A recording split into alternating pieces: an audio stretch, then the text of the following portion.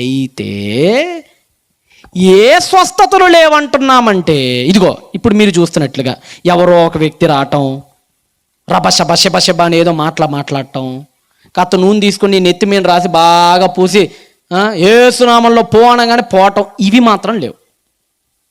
లేదంటే కింద పడగొట్టడం, సమాధుల దగ్గర తీసుకుపోయేది మట్టికొని నొట్టు వేసుకుంటున్నారట. ఎందుకు? సమాధిలో ఎముకలు వేసుకుని నొట్టు పేడ విరగడేది పోతావు. అసలు మోషే సమాధినే దొరకకుండా చేశాడు తెలుసా మీకు దేవుడు? మోషే సమాధి ఇప్పటిదాకా ఎవరికి ఎందుకు తెలియదు అంటే ఆయన సమాధి తెలియదు, ఆయన కూడా మట్టి ఎక్కడ నోట్లో వేసుకుంటారని ఆయనదే తెలియకుండా ఆపేశాడు.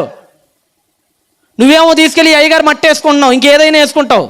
నీకు బైబిల్ తెలియదు, ఏమీ తెలియదు. ఆయన నీకు ఎంతసేపటికి అయ్యగారు విమర్శిస్తున్నారనే అనుకుంటావు తప్ప, అరే బైబిల్లో ఉన్నాయే కదా చెప్తున్నాడు, నిజమే కదా, ఆలోచిద్దాం ఒకసారి అని అనుకుంటే బ్రతుకులు బాగుంటే బైబిల్ బాగా అర్థమైంది మనకి. కాబట్టి మీరు ఒకటే గుర్తుంచుకోండి, బైబిల్లో చెప్పినవి మాత్రమే నమ్మండి.